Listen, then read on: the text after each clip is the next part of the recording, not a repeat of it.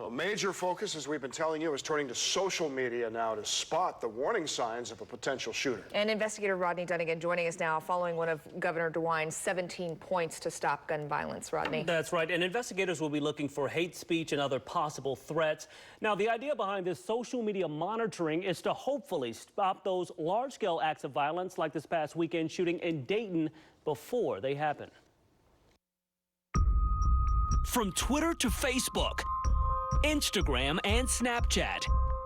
An alarming trend, social media sites being used to spread hate, in some cases serving as the first red flag to potential danger. Run, Mika, run. The suspect in the El Paso shooting writing a lengthy anti-immigrant manifesto, posting it online just minutes before the shooting. And it just breaks my heart. Investigators say Connor Betts, the shooter in Dayton, actually liked several posts about the El Paso shooter shortly before Sunday's massacre. What's going on? In California, the FBI finding violent ideology and targets on the Gilroy Garlic Festival killers' accounts.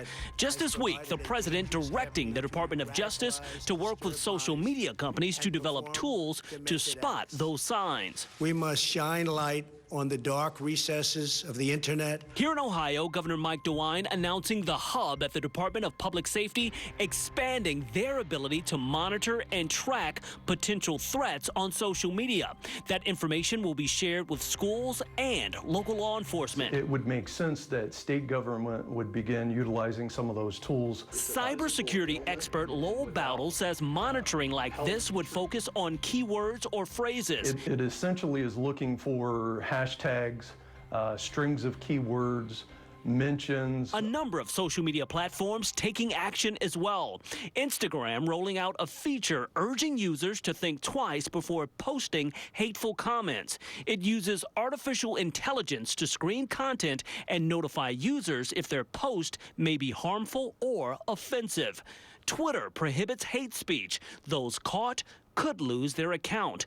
In recent months, following growing scrutiny, Facebook also taking an aggressive approach to scrub its platform of hate speech.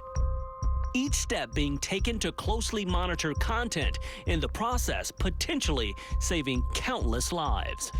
And state investigators also tell us a key line of defense will be tips they receive from the public. They say any online threat should be deemed as credible, and they urge anyone who spots something suspicious to report it. Now, that information could be key in saving someone's life.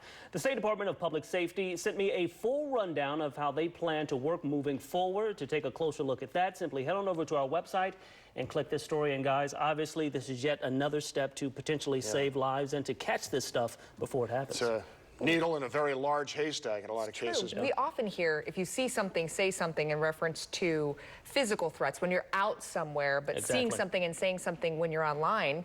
This is the same thing. And nowadays online, we see so many, hateful comments, hateful posts, hateful messages. But, after this weekend, maybe that will have folks kind of focus on this stuff and report it when they see it. All right. Thank you very much, Rodney.